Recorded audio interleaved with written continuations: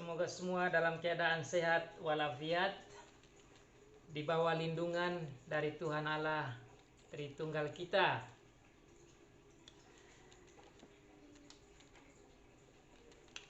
Firman Tuhan yang telah kita baca tadi dari pasal 1 Kisah Para Rasul ayat 1 sampai ayat yang ke-11 berbicara tentang sejarah Tuhan Yesus tatkala ia naik ke sorga. Minggu yang lalu kita belajar tentang bagaimana Lukas di bawah pimpinan Tuhan menulis akan sejarah keselamatan yang dibuat oleh Tuhan Yesus Kristus. Dan dalam ayat yang pertama dia menyatakan tentang seluruh tulisannya itu berpusat pada Tuhan Yesus.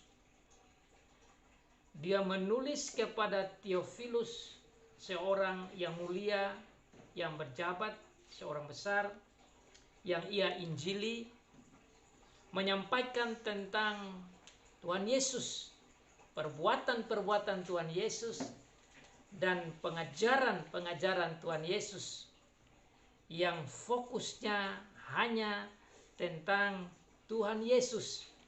Dan kita belajar pada minggu lalu bahwa meskipun Lukas seorang tabib, seorang dokter, seorang yang dihormati, seorang yang punya ilmu dan punya relasi yang banyak, tetapi kita tidak dapat satu ayat pun yang ditulis tentang dirinya sendiri.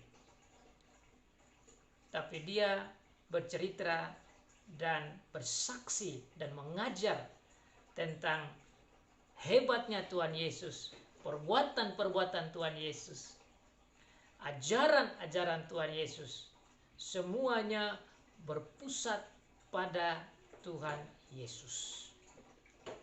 Dalam minggu ini kita akan belajar bersama tentang bagaimana pengajaran tentang Tuhan Yesus yang dihubungkan dengan kenaikan Tuhan Yesus ke sorga. Dan hal ini kita pelajari karena kita telah memperingati akan hari kenaikan Tuhan Yesus. Dan ada tepatnya pada minggu ini kita dalami, kita pelajari, kita renungkan akan peristiwa kenaikan Tuhan Yesus ke surga. Oleh karena itu saya memberikan tema kita, kenaikan Tuhan Yesus ke surga. Jesus ascension into heaven. Kenaikan Tuhan Yesus ke surga. Dan ada 3 poin penting yang akan kita pelajari. Apa artinya, faedah, manfaat, gunanya, benefitnya, dan perintahnya. The meaning, the benefit, and the command. 3 poin yang kita akan pelajari dari teks ini. Di dalam Kisah Para Rasul pasal 1, kita akan lebih lihat di ayat 9, 10, dan 11. Dan saya akan dahulu melihat di ayat yang ke-9.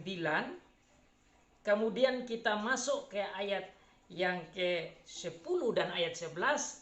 Baru kita naik ke ayat yang ke-8 yang ada hubungannya dengan ayat 6 dan 7.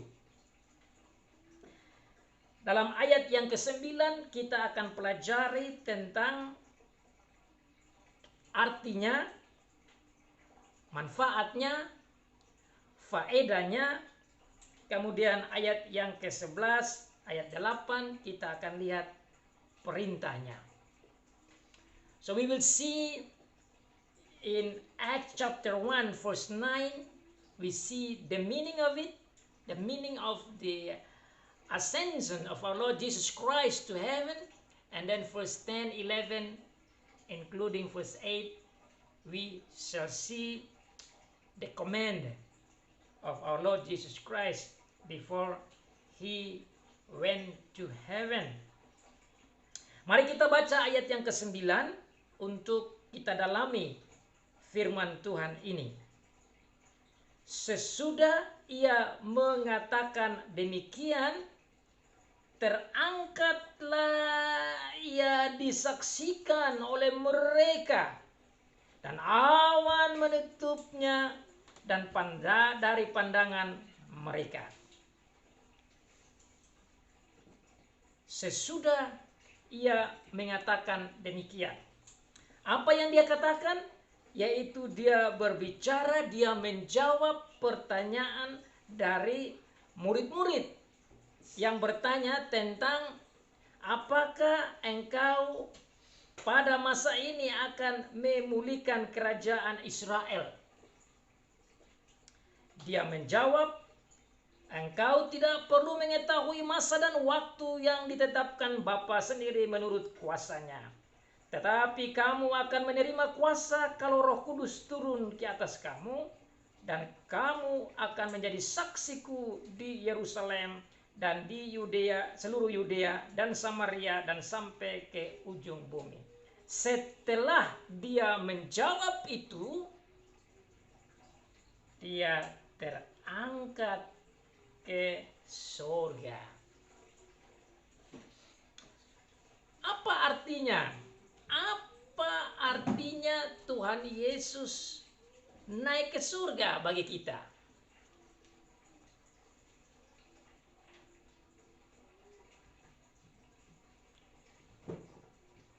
Tatkala kita membaca firman Tuhan, tatkala kita mendengar kesaksian firman Tuhan, kita perlu bertanya, apa artinya? We need to know the meaning of the Word of God, the meaning of His ascension to heaven.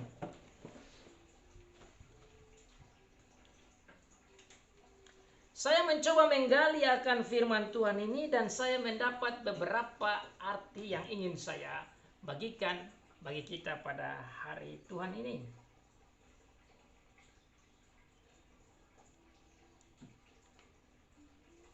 Bahwa tatkala Tuhan Yesus naik ke surga, di dalam firman Tuhan mengatakan dia naik ke surga, ini menunjukkan kepada kita bahwa apa yang disampaikan oleh Lukas ini memang satu yang betul. Ini bukan suatu khayalan, ini bukan suatu imajinasi, ini bukan suatu mimpi saja, ini bukan suatu angan-angan saja, tetapi ini adalah satu yang real, yang benar.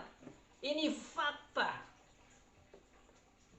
Oleh karena ini fakta yang benar, karena ini suatu bukan hayalan, maka ini perlu disaksikan dan disampaikan kepada semua anak Tuhan di mana saja mereka berada, supaya anak Tuhan mengerti akan artinya, manfaatnya, gunanya, faedahnya untuk dia dikuatkan dan dia dihiburkan. Dan inilah yang menjadi suatu specification dari iman kita. This is a specification event of our belief that our Savior was not only died, He resurrected, He came to life, and He is not only stay with us, but He went to heaven. So we need to understand the meaning of it. Bahwa dia terangkat ke surga itu disaksikan oleh murid-muridnya. Bahwa dia terangkat ke surga, bukan dia terangkat diam-diam saja, tetapi dia terangkat ke surga di depan murid-muridnya. Dan bahwa murid-muridnya itu tatkala melihat dia terangkat ke surga itu, kemudian dia ditutupi oleh awan dan mereka sampai tidak bisa melihat dia. Bahwa dia terangkat ke surga menunjukkan bahwa dia memang adalah manusia sejati yang benar, yang kudus, dan yang suci. Tapi dia terangkat ke surga juga menunjukkan bahwa dia adalah bukan saja manusia sejati yang kudus dan suci dan benar, tetapi juga dia terangkat ke surga memang tunjuk bahwa dia adalah Allah sejati. Dengan dia terangkat ke surga, saudara dan saya boleh ingat bahwa di Alkitab Perjanjian Lama hanya tercatat 2 orang saja yang terangkat ke surga. Salah satunya bernama Henokh. Dan dikatakan bahwa Henokh terangkat ke surga karena begitu dekat pergaulannya dengan Allah. Because of his relationship with God is so good. He has a great fellowship with God, and God took him up to heaven. Orang yang lain yang juga terangkat ke surga di dalam Perjanjian Lama namanya Elia. Itu pun bukan karena dia punya hebat, tetapi karena Allah mengangkat dia karena relasinya dengan Tuhan yang Tuhan bimbing. Nah, contoh kedua ini menunjukkan kepada kita tentang peristiwa terangkat ke surga, bahwa surga itu ada dan bahwa peristiwa terangkat ke surga itu ada. Dan bahwa Tuhan Yesus naik ke surga itu menunjukkan complete relationship, complete hubungan yang baik antara Tuhan Yesus dengan Bapa. Dan dia menunjukkan kepada kita bahwa kita semua juga akan terangkat ke surga seperti begitu. Dan itu yang nanti kita akan lihat sebentar dalam bagian terakhir dalam khotbah ini. Bahwa Tuhan Yesus juga berjanji bahwa kita semua juga akan terangkat ke surga. Jadi dengan terangkatnya Tuhan Yesus ke surga, kita belajar betapa dia adalah Allah sejati, dia adalah manusia sejati, dia adalah benar, dia adalah kudus, dan dia ke sana demi kebaikan saudara dan saya.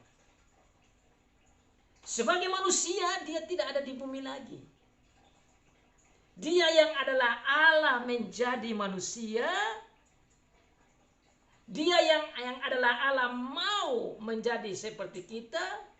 Tetapi tatkala dia menjadi manusia, dia mati, dia sengsara, dia bangkit kembali, tapi dia naik kembali ke surga. Dan dia ada di surga demi kebaikan saudara dan saya. Dia di sana, di dalam Yohanes pasal 14 tadi dikatakan bahwa aku pergi ke sana supaya aku menyiapkan tempat bagi kamu. I am going there so that I can prepare the place for you. Di rumah Bapakku ada banyak tempat. Kalau tidak, aku akan menyampaikan kepadamu. Jadi dia ke sana dengan maksud supaya dia menyiapkan tempat bagi saudara dan saya. Itu ada untuk kebaikan saudara dan saya. Dan dia ada di sana agar supaya dia duduk di sebelah kanan Allah Bapa untuk dia mengatur segala sesuatu. Makanya saudara-saudara, sebelum dia naik ke surga, dia bilang, kepadaku telah diberikan segala kuasa di surga dan di bumi. What an amazing message. What an amazing news. That our Lord Jesus Christ has the authority and power in heaven as well as on the earth. Dia ada di sana dia naik ke surga dengan punya kuasa surga dan kuasa atas bumi. Ini untuk saudara dan saya. Dan ini perlu saya sampaikan juga berhubungan dengan kondisi kita. Tatkala dia mengizinkan, apapun yang terjadi, kita boleh ingat bahwa dengan dia naik ke surga sebagai juru selamat kita, sebagai pembela kita, dia pegang kuasa. Ini luar biasa. Maka kita perlu di dalam memperingati dan memahami akan arti dia naik ke surga.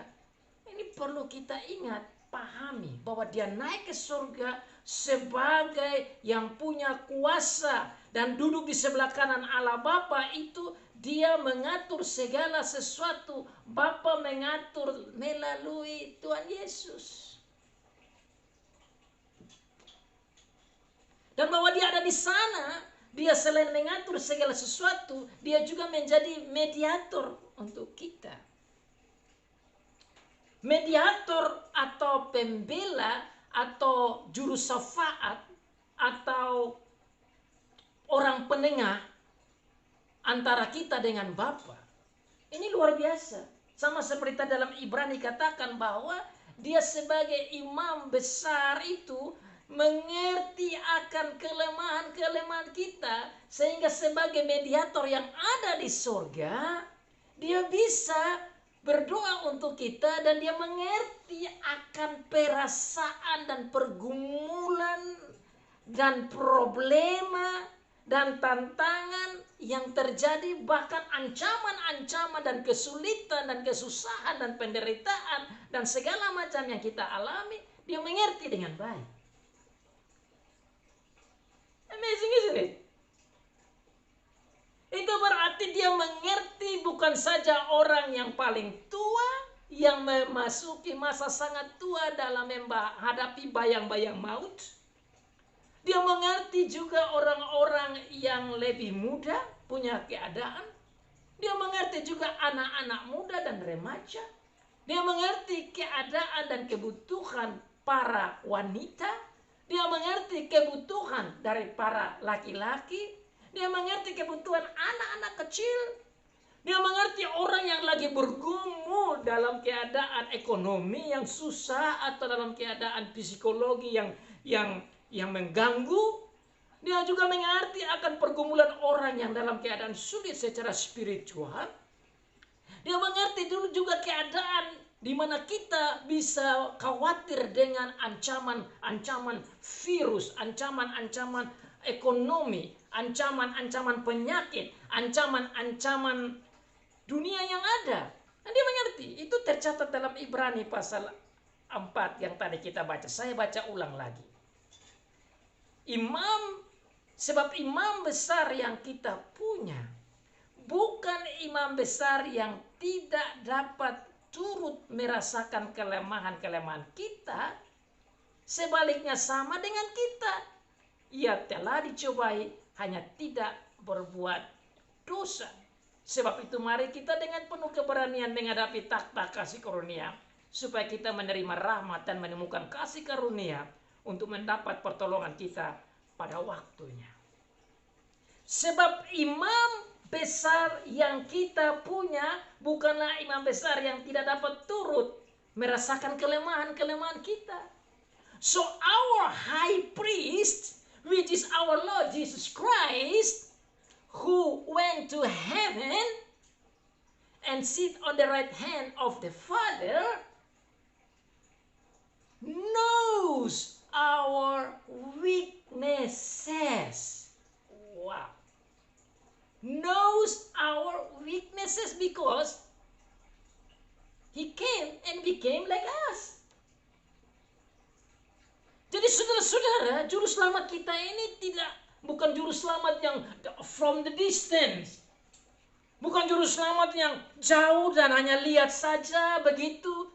Tetapi juru selamat kita ini bukan saja sebagai Allah, tapi dia jadi seperti manusia, mengalami dan mengetahui seluruh pergumulan dan kelemahan kita.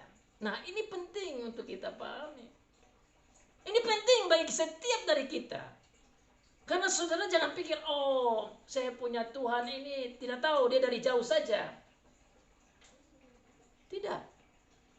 Juru selamat kita, Tuhan kita ini bukan saja jauh sebagai Allah yang jauh, tapi dia sangat dekat, dia sama seperti kita. Dia ada, bahkan dia datang sama seperti kita. Dan ini luar biasa. Jadi sama seperti kita dan alami seluruh kelemahan yang kita alami. Kelemahan-kelemahan yang dimaksud itu yaitu termasuk penyakit, termasuk sakit, dipukul, termasuk diejek, termasuk problem-problem hal yang lain secara ekonomi dan lain sebagainya itu. Rasa lapar, rasa kecewa, semua itu ada dan dia paham. Nah ini saudara-saudara, kita harus bayangkan dengan dia naik ke surga, dia di sana dan dia mengerti akan keadaan kita.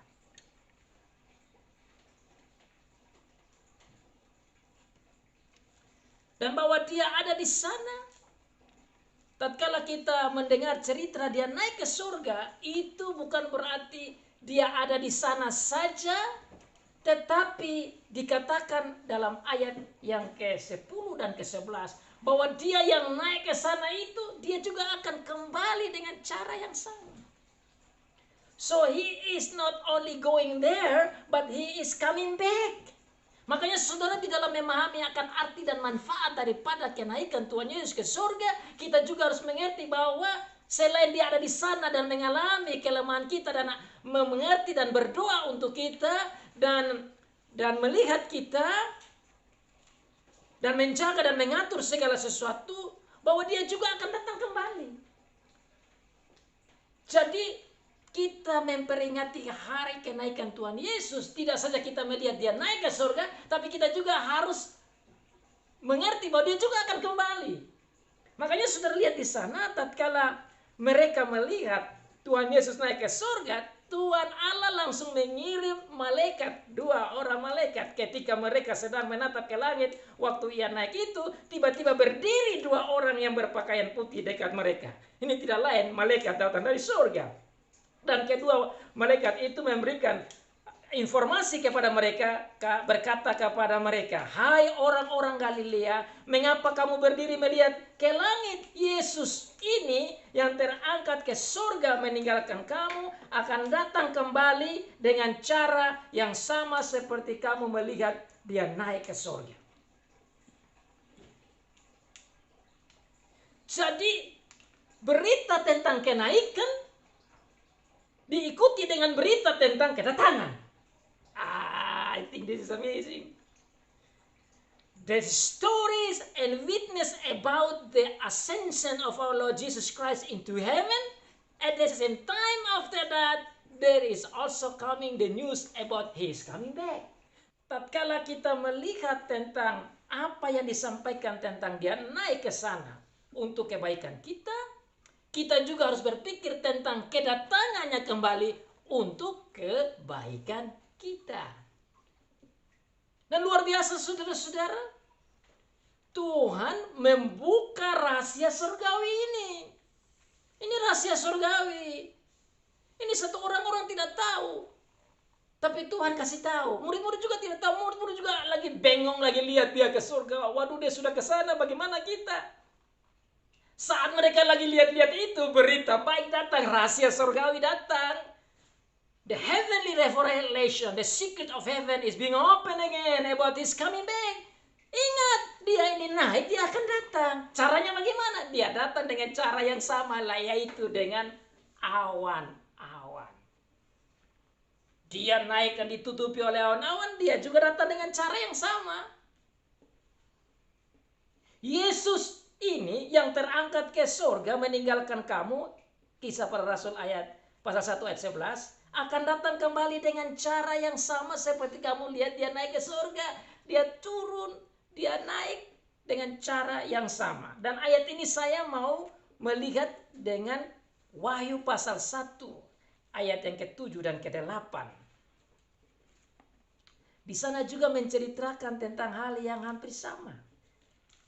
Wahyu pasal 1 ayat yang ke-7 dan 8. Lihatlah, ia datang dengan awan-awan, dan setiap mata akan melihat dia, dan juga mereka yang telah menikam dia, dan semua bangsa di bumi akan meratapi dia. Ya amin, akulah Alfa dan Omega, firman Tuhan Allah, yang ada, yang sudah ada, dan yang akan datang, yang maha kuasa. Ia datang dengan awan-awan. He is coming with clouds. When the apostle, the disciples saw him came up, also covered with the clouds. Ayat yang lain yang saya mau hubungkan dengan ini, saudara, kita lihat di dalam Matius pasal 24. Tatkala Tuhan Yesus sendiri berbicara tentang rahasia ini. This is also the secret of heaven that our Lord Jesus Christ opens about his going and his coming back. Matius 24 ayat yang ke-30. Pada waktu itu akan tampak tanda Anak Manusia di langit. Dan semua bangsa di bumi akan meratap, dan mereka akan melihat Anak Manusia itu datang di atas awan-awan di langit dengan segala kekuasaan dan kemuliaannya. Ini cerita Tuhan Yesus tatkala dia masih ada di bumi. Dia mengajar kepada mereka bahwa dia akan datang kembali.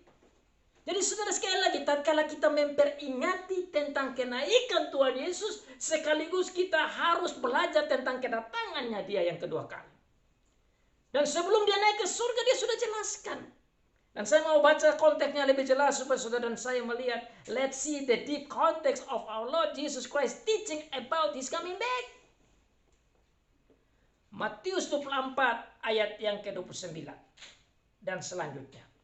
Segera sesudah siksaan pada masa itu, matahari akan menjadi gelap, dan bulan tidak bercahaya, dan bintang-bintang berjatuhan dari langit, dan kuasa-kuasa langit akan goncang. Ayat 30. Pada waktu itu akan tampak tanda Anak Manusia di langit, dan semua bangsa di bumi akan meratap, dan mereka akan melihat Anak Manusia itu datang di atas awan-awan di langit dengan segala kekuasaan dan kemuliaannya. Ayat 31. Dan ia akan menyuruh keluar malaikat-malaikatnya dengan meniup sangkakala yang dahsyat bunyinya, dan mereka akan mengumpulkan orang-orang pilihannya dari keempat penjuru bumi, dari ujung langit yang satu ke ujung langit yang lain. Tariklah pelajaran dari perumpamaan tentang pohon ara. Apabila ranting-rantingnya melembut dan mulai bertunas, kamu tahu bahwa musim panas sudah dekat. Demikian juga jika kamu melihat semuanya ini, ketahuilah bahwa waktunya sudah dekat, sudah di ambang pintu. Aku berkata kepadamu, sesungguhnya angkatan ini tidak akan berlalu sebelum semuanya terjadi. Langit dan bumi akan berlalu, tetapi perkataanku tidak akan berlalu.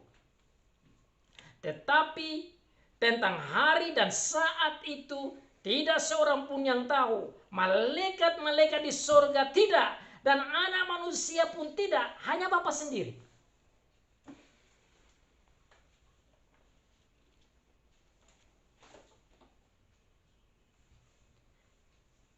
Di sini Tuhan Yesus berbicara tentang dirinya sebagai manusia. Dia pun tidak tahu. Maksudnya dia sebagai manusia, dia tidak tahu. Sebagai Allah tentu dia tahu kapan dia akan datang kembali.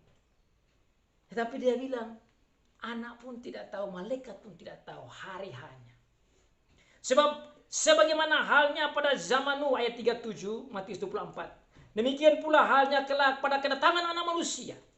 Sebab sebagaimana mereka pada zaman sebelum air bah itu makan dan minum, kawin dan mengawinkan sampai kepada hari Nuh masuk ke dalam bahtera, dan mereka tidak tahu akan sesuatu sebelum air bah itu datang dan melenyapkan mereka semua.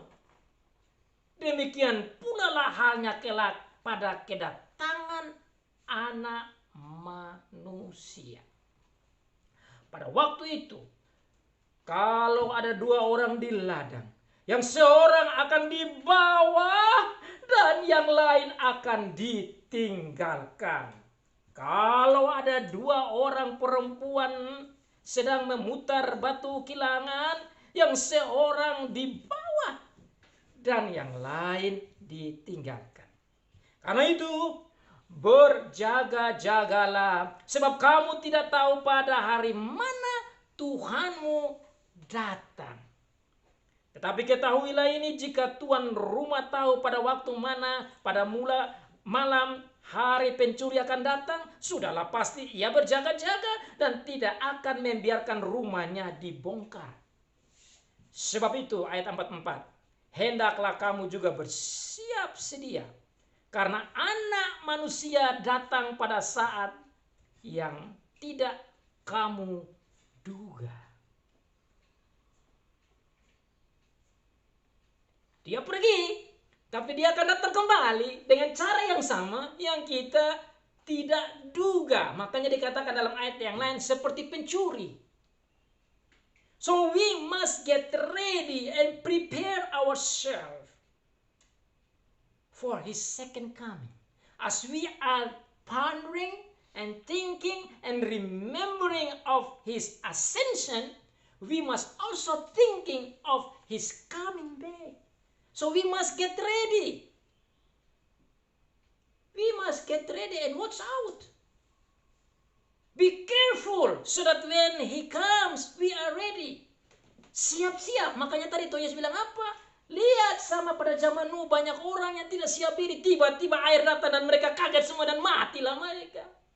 Syukurlah, praise the God, thank our Lord Jesus Christ, who willing to open this revelation, to open the secret of heaven. Bersyukur bahwa Tuhan Yesus mau membuka akan rahasia surgawi ini sehingga kita mengerti. Makanya hati-hati supaya jangan buang waktu dengan nonton-nonton yang salah, supaya khotbah seperti ini jangan mengantuk. You must pay attention because this is important. If you get sleepy, then you lost the meaning of our Lord Jesus Christ going to heaven and coming back. You have to get ready. Ini penting. Mari kita perhatikan baik-baik artinya. Tuhan Yesus naik ke surga. Kalau tidak kita lost the focus, kita kehilangan fokus dan kekuatan dan sukacitanya dan anugerahnya, dan artinya kita tidak paham, bahkan manfaatnya juga kita tidak mengerti.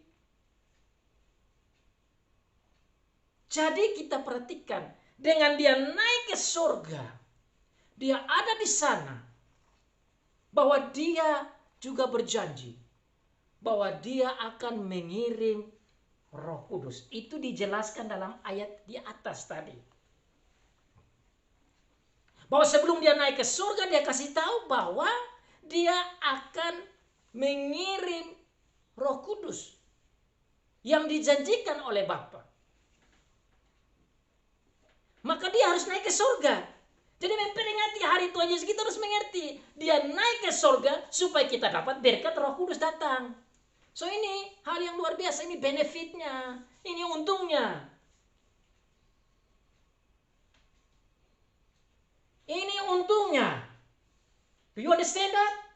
The meaning of the ascension of our Lord Jesus Christ. You have to remember. You have to understand. He goes up so that He can send the Holy Spirit. Itu sudah jelas saudara-saudara di dalam Yohanes pasal 14 tadi.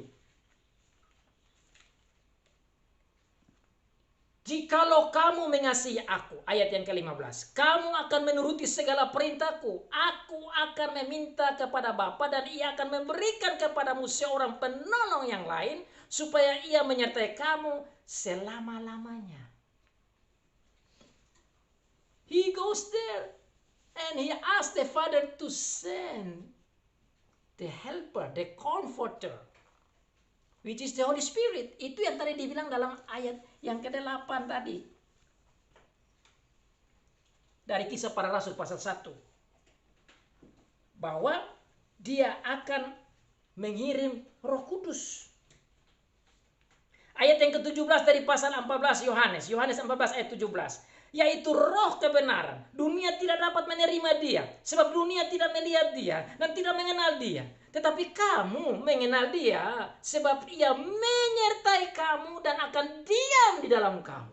Ini kalau Tuhan Yesus naik ke surga. Dia naik ke surga supaya dia minta Bapa dan mengirim Roh Kudus, roh kebenaran, supaya roh kebenaran itu tinggal di dalam kita dan menyertai kita. This is important, this is the benefit, this is the comfort. Ini luar biasa. Sebelum Roh Kudus datang dia sudah omong. So he opens another revelation, another secret. Ada rahasia surgawi yang lain lagi yang dia bilang sebelum saya naik ke surga. Dia kasih tahu. I tell you before I go to heaven. Dia sudah bilang. Dalam Kisah Para Rasul juga jelas tadi. Jadi dia naik ke surga supaya Roh Kudus diturunkan dan diam di dalam kamu. Aku tidak akan meninggalkan kamu sebagai yatim piatu. Aku tidak akan meninggalkan kamu sendiri. Tatkala murid-murid melihat ke atas, murid-murid merasa bahwa ini kami sendiri. Tapi Tuhan Yesus sudah kasih berita sukacita jauh sebelum. Sebelum dia naik dia sudah bilang, kamu ini tidak akan sendiri. You will not be alone like orphanage, but I will send the helper, the Holy Spirit. Aku akan datang kembali, dia bilang. Tinggal sesaat lagi dunia tidak akan melihat aku lagi, tetapi kamu melihat aku sebab aku hidup dalam kamu dan kamu pun akan hidup. Pada waktu itulah kamu akan tahu bahwa aku dalam Bapa-Ku dan kamu dalam aku dan aku dalam kamu. Ini luar biasa. Roh Kudus dicurahkan demi kebaikan saudara dan saya. Hal yang sama juga diceritakan dan disampaikan oleh Tuhan Yesus di dalam Yohanes pasal 16. Tentang dia naik itu ada manfaat. Dia naik ke surga supaya dia kirim penghibur. Ayat yang keempat beda Yohanes 14 dikatakan begini. Hal ini tidak kukatakan kepadamu dari semula, karena selama ini aku masih bersama-sama dengan kamu. Ayat 5. Tetapi sekarang aku pergi kepada dia, aku naik ke surga ya, aku pergi kepada dia yang telah mengutus aku, dan tiada seorang pun di antara kamu yang bertanya kepadaku kemana aku pergi. Tetapi karena aku mengatakan hal itu kepadamu, sebab hatimu berduka cita. Ayat 7, namun benar yang kukatakan kepadamu ini adalah lebih baik, lebih berguna bagi kamu jika aku pergi. Adalah lebih baik bagi kamu jika aku naik ke surga. Adalah lebih baik bagi kamu jika aku pergi. Sebab, ayat yang ke-7, catat baik-baik di sana. Sebab, jikalau aku tidak pergi, jikalau aku tidak naik ke surga, jikalau aku tidak pergi, penghibur itu tidak akan datang kepada kamu. If I'm not going there, then the helper, the comforter will not come to you. Ini benefitnya, ini untungnya, ini guna. Di saat menghadapi kesulitan, di saat menghadapi hal-hal yang menakutkan, di saat melihat peperangan, di saat struggle seperti ini. Karena high priest kita mengerti Maka dia sampaikan, ini comfort, ini sukacita, ini jawabannya, saudara-saudara. Banyak orang lain mungkin takut, banyak orang lain kebingungan. Tetapi saudara dan saya hari ini mendengar firman Tuhan, tidak perlu takut, tidak perlu ragu, tidak perlu khawatir. Karena Tuhan katakan di sini, aku pergi ke sana untuk kebaikanmu. I'm going there for your benefit. Because if I'm not going there, the comforter will not come, the helper will not come, the Holy Spirit will not come. But because I'm going there, the helper will come to you. Tetapi jikalau aku pergi, aku akan mengutus dia kepadamu. Ayat ke-7. If I am going there, I will send him to you. Lihat baik-baik. Buka di Yohanes pasal 16 itu. Ini satu hal. Makanya saya tidak mau bicara tentang ayat yang ke-8, 9, 10, 11 tanpa pasal 16 ini dari Yohanes. Anak 14 dan Yohanes 16. Karena ini penting. Lihat di Yohanes pasal 16. Kita sudah di ayat yang ke-7. Tetapi jikalau aku pergi, aku akan mengutus dia kepadamu. Ayat ini jelas hubungannya dengan kisah para rasul pasal yang ke-1 tadi. Saya mau buka ke sana untuk kita lihat. Ayat yang ke-8. Tetapi kamu akan menerima kuasa kalau Roh Kudus turun atas kamu dan kamu akan menjadi saksiku. Kalau aku pergi, aku kirim Roh Kudus, penghibur, penolong, supaya dia memberikan kamu kuasa. Wow, what amazing blessings. You got Jesus Christ, you got the Father, and you got the promise, and you got the Holy Spirit, and you got the power, and you got the good news, and you got the secrets, and you got the good tidings. Kita punya segala sesuatu luar biasa. Hiburan yang luar biasa. Makanya saudara-saudara, saya tidak bisa melihat hanya ayat ke-1, pasal 1 ayat 9, 10, dan 11 tentang kenaikan Tuhan Yesus. Saya mau juga melihat dengan kacamata apa yang Tuhan Yesus sudah omong-omong sampaikan sebelum dia naik ke surga. Saya ke sana supaya saya kirim Roh Kudus. Saya ke sana supaya penghibur datang. Saya ke sana supaya penghibur datang tinggal di dalam kamu, bersama dengan kamu. Dan kalau ia datang, ia akan menginsafkan dunia akan dosa, kebenaran, dan penghakiman. Akan dosa karena mereka tetap tidak percaya kepadaku, akan kebenaran karena aku pergi kepada Bapa dan kamu tidak melihat aku lagi, itu kebenarannya, akan penghakiman karena penguasa dunia ini telah dihukum. Roh Kudus datang demi kebaikan kita. Dan Roh Kudus hanya bisa datang kalau Tuhan Yesus naik ke surga. Jadi sudah lihat, dengan dia naik ke surga, dia siap tempat bagi saudara dan saya. Dia naik ke surga demi kebaikan saudara dan saya. Dia naik ke surga supaya dia kirim Roh Kudus. Dia naik ke surga supaya dia menyertai kita. Wow! Naik ke surga bukan tinggalkan ke kita, tapi naik ke surga supaya bersama kita. Look at that. He is going there so that he is not leave us alone, but he is going there so that he is with us. Who? This is amazing. Bagaimana dia naik ke surga tetapi dia bersama dengan kita? Jawabannya, dia ke sana supaya Roh Kudus ada dengan kita. Tatkala Roh Kudus ada dengan kita, dia juga bersama dengan kita. Makanya dia bilang, saya tidak akan meninggalkan kamu sebagai yatim piatu. I will not leave you alone like orphan. No, you are not alone. I am going there, but I am with you. That's why I am Emmanuel. I am with you forever. Forever what? Oh, until now too. I again say, firmanku tidak akan hilang dan lenyap. Dunia bisa lenyap, tapi firmanku tidak lenyap. Kenapa? Karena dia bilang apa tadi? Dia pergi, tapi bersama dia pergi, Roh Kudus datang. Kamu tidak akan sendiri. Dia pergi, tadi kita lihat, dia di sana dulu di sebelah kanan Allah Bapa, dia atur semua. Termasuk izinan-izinan seperti corona ini, dia ada di sana, dia atur semua. Dan saudara lihat peristiwa ini semua terjadi ada di dalam rencananya dan programnya dan planningnya dan pengaturannya dan pengendaliannya dan pemerintahannya dan pengemudiannya. Semua ada dalam tangan dia. Sebagai Allah dan juga sebagai manusia sejati yang dulu diserahkan Allah Bapa itu. Sekaligus dia di sana dan berdoa untuk kita.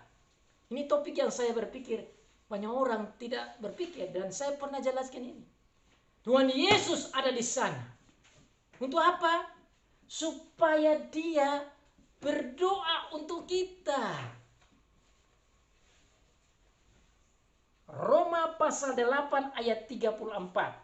Saudara dan saya boleh baca itu dan ingat, karena ini penting berhubungan dengan dia naik ke surga itu.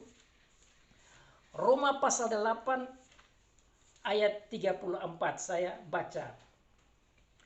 Kristus Yesus yang telah mati, bahkan lebih lagi yang telah bangkit, dan yang juga duduk di sebelah kanan Allah, yang malah menjadi pembela kita. Itu bahasa Indonesia bilang pembela. Bahasa aslinya, bahkan bahasa Inggris katakan itu dia sebagai pendoa kita. Mediator kita. Saudara pikir Tuhan Yesus tidak berdoa tatkala kita hadapi ini corona? Sebagai manusia, sebagai Allah dia mengatur, sebagai manusia dia interceder, mediator. Berdoa untuk kita. Itu tujuan dia naik ke surga itu. Nah, sekarang kalau dia tahu kita punya kelemahan, mari kita hubungkan dengan Ibrani pasal yang ke-4 tadi.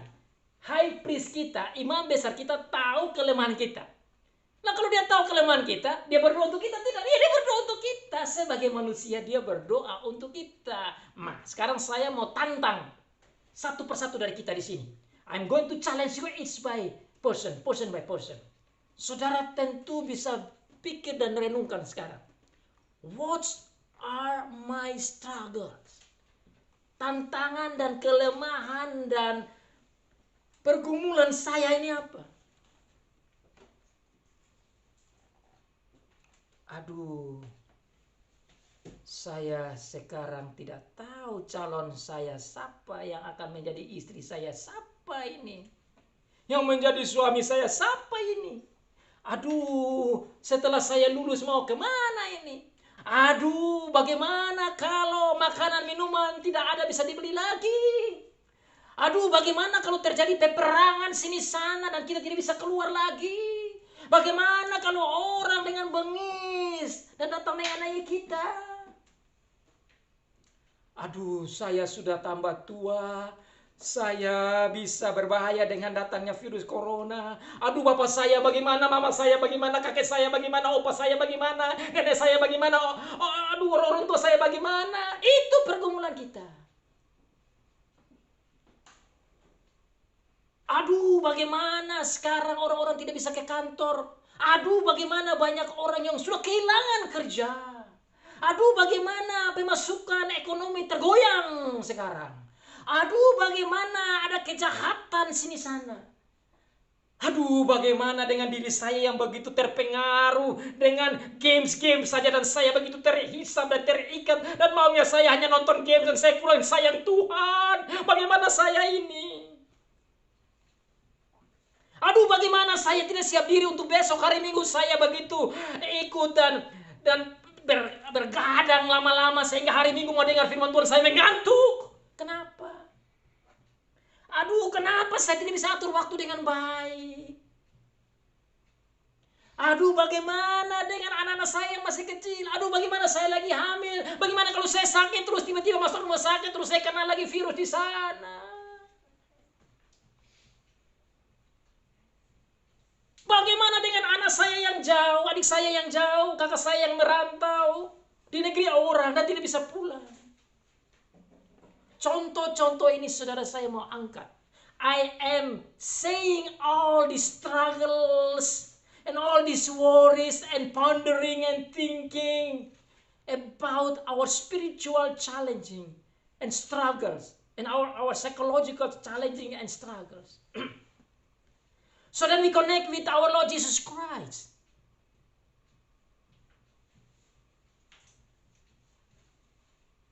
Is He, as our mediator, thinking about this for us or not? Is He pray for us or not? Sementara Alkitab katakan bahwa dia berdoa sebagai high priest, sebagai mediator, dia berdoa untuk kita.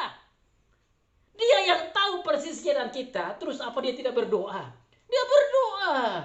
Nah saudara, this is the love, the deep love of our Lord Jesus Christ. When He goes up there, when He ascends into heaven, and He's there sitting on the right hand of the Father, He is praying for us. This is more than your father and your mother and your opa and your oma and your grandfather and your grandmother. This is more than your pastor and your elders. This is more than your good friends. Because I don't think your good friends ever pray a lot like our Lord Jesus Christ. Tuhan Yesus tidak. Tapi dia naik ke sana di sorga. Dia berdoa untuk kita. Dengan kata ini saudara dan saya masing-masing, kecil, besar, tua, muda, yang sehat maupun tidak sehat, marilah kita harus merasa terhibur. Bahwa dengan dia naik ke surga, dia ada di sana, dia berdoa untuk kita, dia mengatur ini semua, tapi dia begitu sayang. Dan saya mau saudara-saudara di sini lihat dan catat dan garis bawah, how deep the love of our Lord Jesus Christ to us. Betapa dalamnya cinta kasih dan sayang dan peduli dan care-nya Tuhan Yesus bagi gereja, bagi jemaat, bagi saudara dan saya yang kecil, yang tua maupun muda, dengan segala macam tantangan dan kesulitan dan pergumulan, dia mengerti itu semua dan dia berdoa untuk kita. Saya mau catat satu hal yang lain. Bukankah kalau dia berdoa, bukankah dia begitu sibuk? Saudara catat berapa banyak orang yang dia harus berdoa? Sebagai mediator, sibuk sekali Tuhan Yesus ini. Sibuk di dalam cintanya, sibuk di dalam kasihnya. Sibuk berdoa dengan doa yang jelas dan tepat yang mengerti keadaan kita. Karena dia bukan saja di sorga dan tidak tahu dia di sorga, tapi dia tahu karena dia ada dengan kita. Bersama dengan kita, ada dwells in us. Makanya dikatakan you are the temple of the Holy Spirit. Kita adalah bait Roh Kudus. Tuhan Yesus ada di dalam Roh Kudus itu, ada dalam kita dan mengerti semua inside out. Semua dalam kita itu dia tahu. Dan disitulah dia berdoa. Saudara ingat baik-baik cerita tentang Petrus. Dia bilang apa? Petrus, kamu lemah. Saya tahu itu dan saya sudah berdoa untukmu. Itu bukti. Yohanes pasal 17 juga cerita tentang bagaimana doa Tuhan Yesus yang panjang sekali. Tentang gereja, bagi gereja. Pedulinya Tuhan Yesus. Jadi dengan dia naik ke surga, adalah untuk kebaikan saudara dan saya. Dia naik ke surga agar supaya dia berdoa untuk kita. Dia naik ke surga agar supaya dia duduk di sebelah kanan Allah Bapa dan dia mengatur segala sesuatu. Dia naik ke surga supaya saudara dan saya juga terhibur bahwa nanti kita juga naik ke surga. Ini yang membuat kita tuh berbeda dengan ajaran-ajaran yang lain.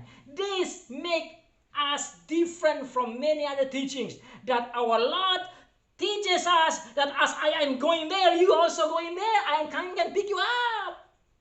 Saudara, saya juga akan ke sana. Ini petaruh jaminan yang luar biasa bahwa kita juga akan ke sana. Ini maksudnya kita mengerti artinya dan manfaatnya dan faedahnya Tuhan Yesus naik ke surga. This is the benefit and the meaning of the ascension of our Lord Jesus Christ into heaven.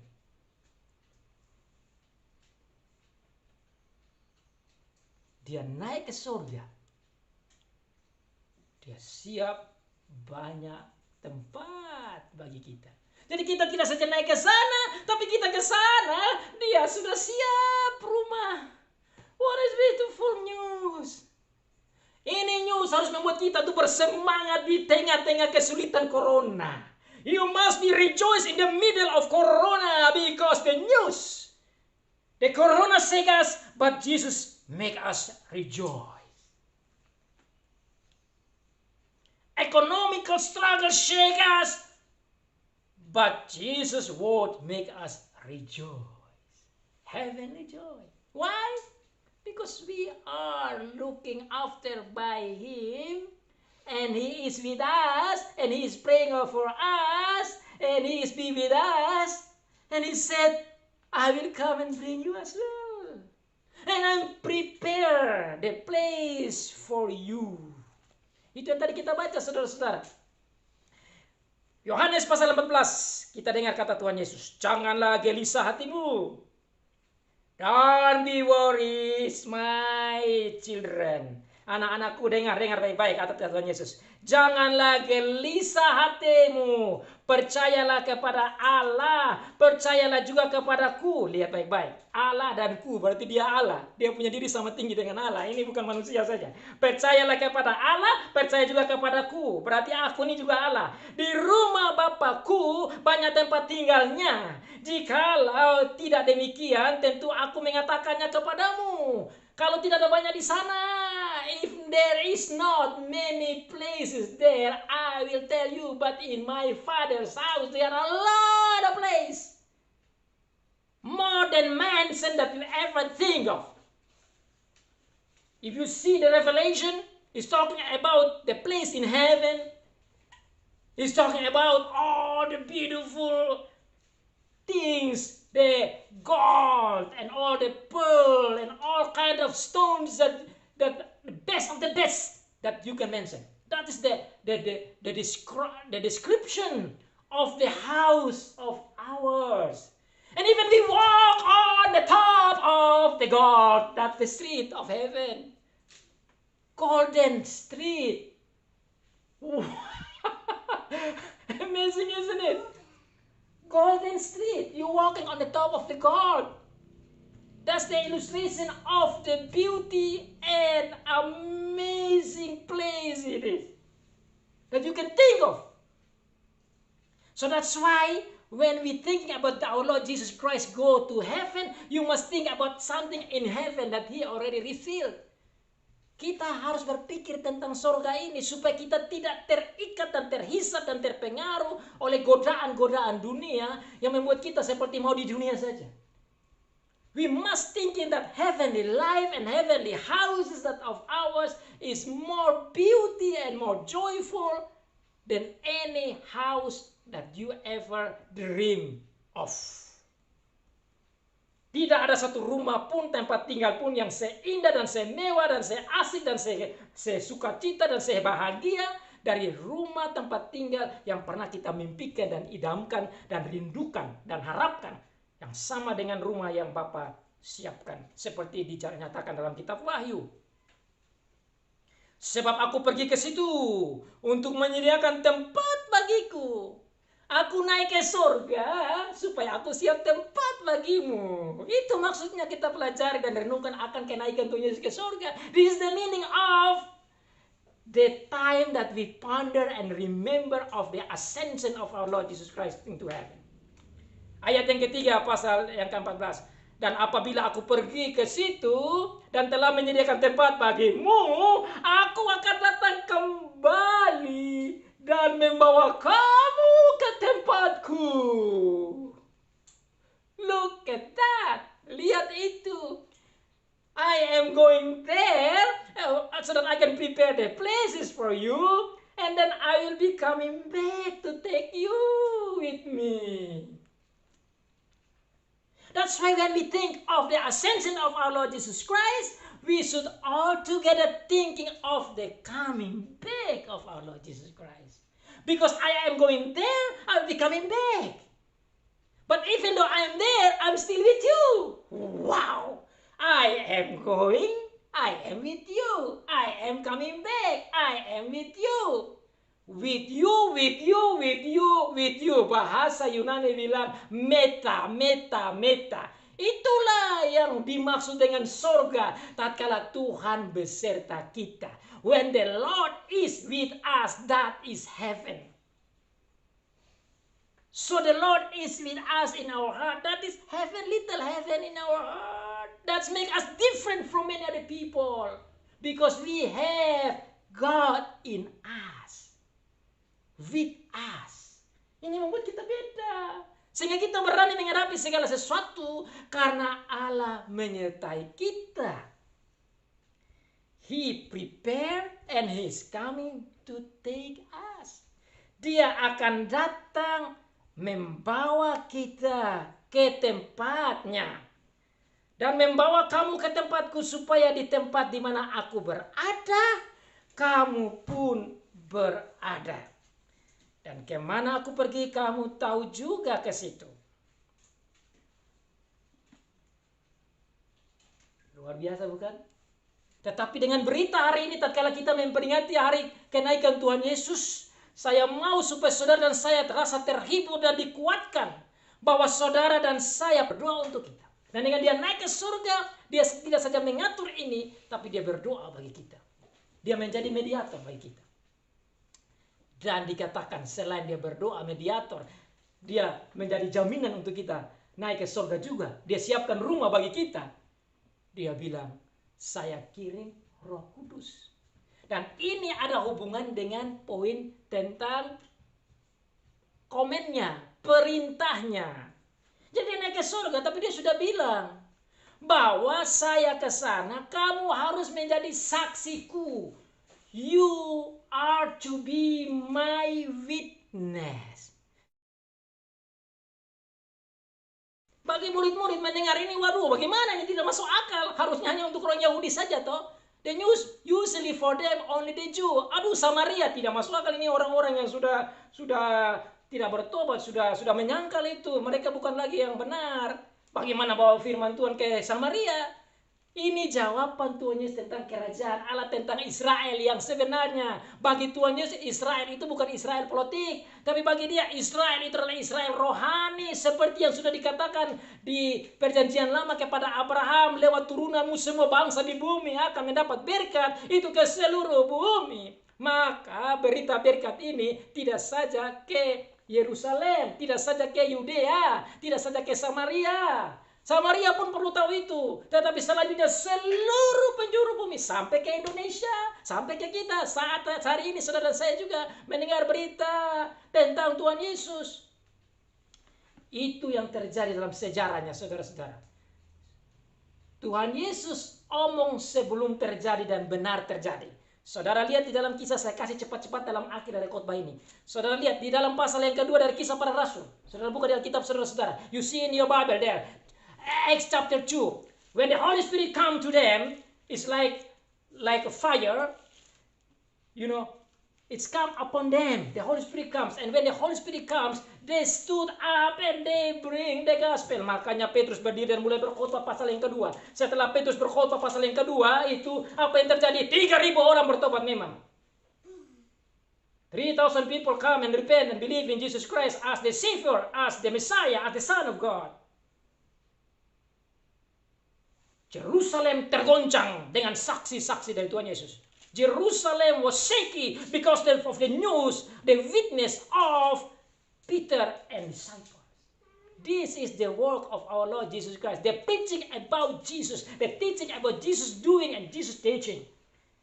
Pasal yang ketiga, pasal yang keempat, mulai bongkar sampai ke pemimpin-pemimpin Sanhedrin, pemimpin Mahkamah Agung, kaget semua, terbongkarlah bagaimana rahasia tentang Tuhan Yesus dan perbuatannya dan mujizatnya dan segala macam itu disampaikan dengan berani. Padahal orang-orang ini hanya orang-orang biasa saja. Maka dikatakan di sana, bagaimana orang-orang tidak terpelajar kok bisa berkhotbah dengan luar biasa dan berani dan lancar saja. Kenapa? Karena Holy Spirit, the power of the Holy Spirit give the power dunamis.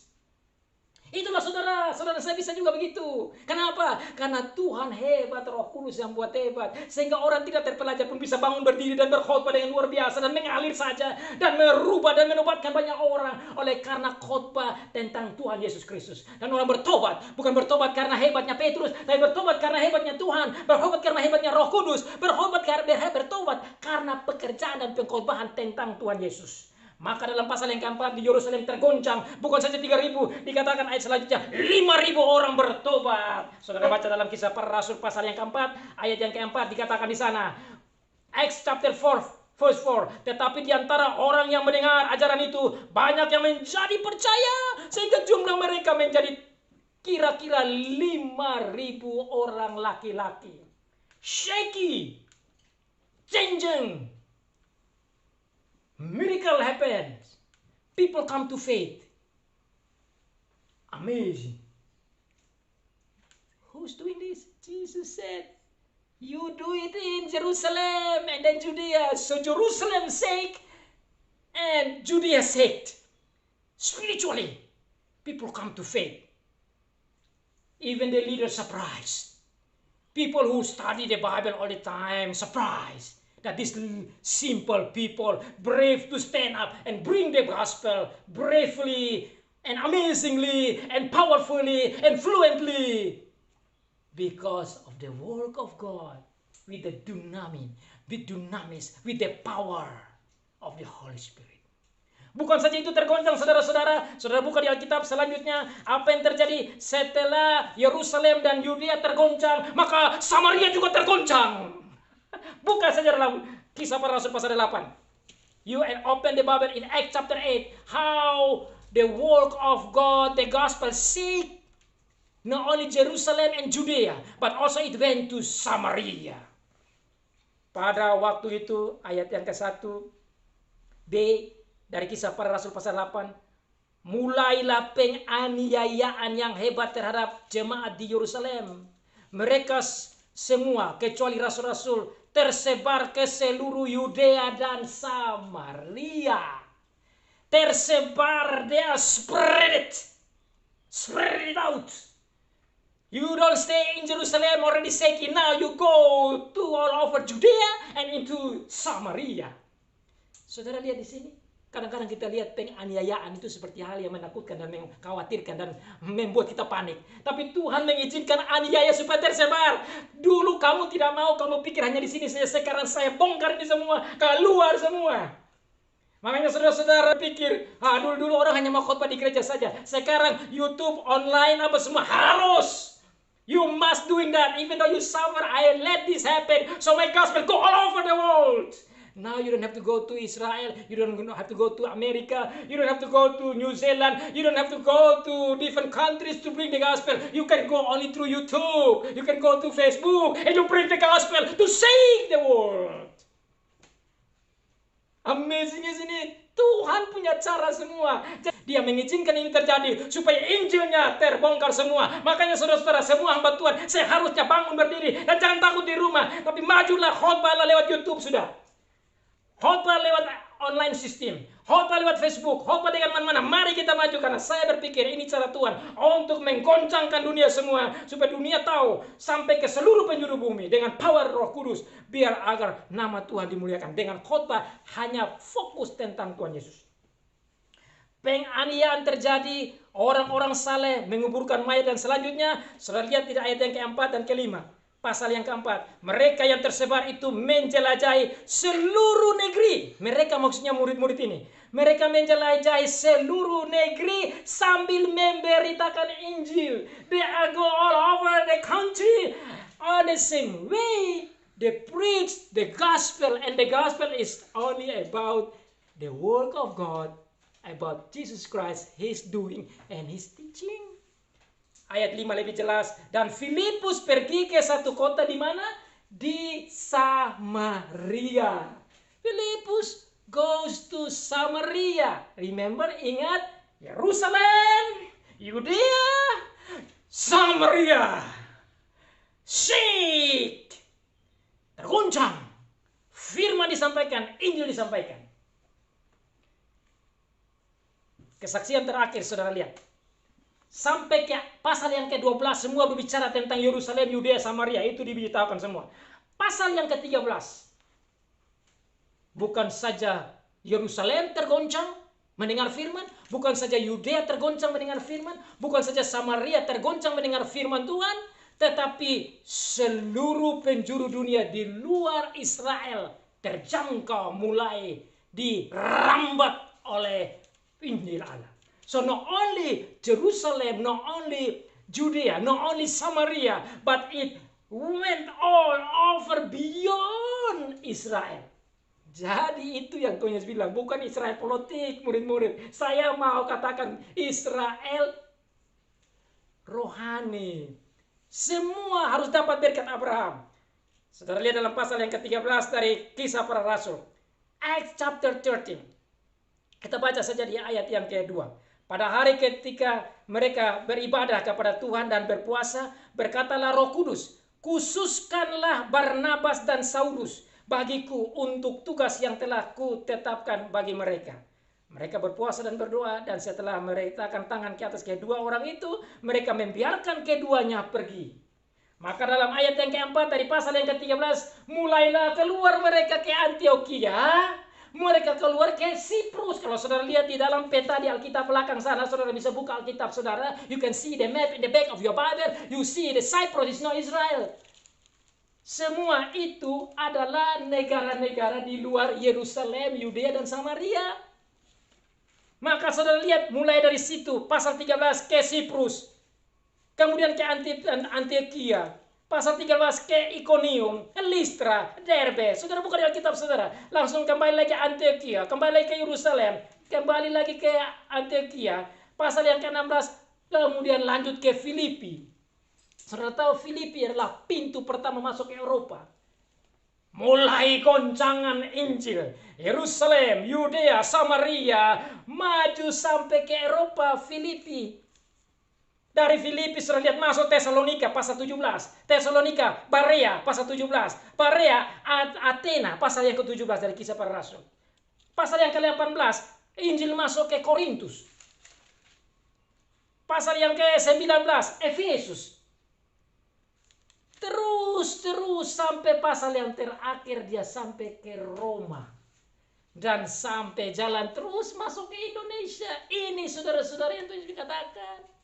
Kamu jadi saksiku, maka saudara dan saya pengikut Tuhan, saudara dan saya sekarang sudah sampai Injil ke kita, Roh Kudus ada dalam kita, tidak ada lagi kita sembunyi, bongkar semua tingkap-tingkap rumah. Supaya dengan wifi kita masuk lewat tembok-tembok. Supaya dengan wifi kita masuk lewat badan-badan manusia. Supaya orang dalam kamar mandi pun bisa dengar khotbah tatkala dia buka HP. Supaya orang tersembunyi di kamar pun dia dengar khotbah tatkala dia mempunyai wifi. Wifi Tuhan izinkan ada, bukan pemberitaan firman Tuhan. Dengan wifi kita masuk secara halus dan tajam sampai ke rumah-rumah orang yang paling tersembunyi pun, sampai ke ujung bumi. Amazing, isn't it? Saudara lihat akan artinya, benefitnya, untungnya, manfaatnya, dan tanggung jawab saudara dan saya. He is with us. Dia bersama dengan kita. Let's do it. Let's do it. Let's do it. Bring the gospel to the end of the earth. Bawa menjadi saksi Tuhan Yesus sampai ke ujung bumi. Karena dia menyertai kita dengan Roh Kudus dan firman dan kasih dan kuasanya. Amin.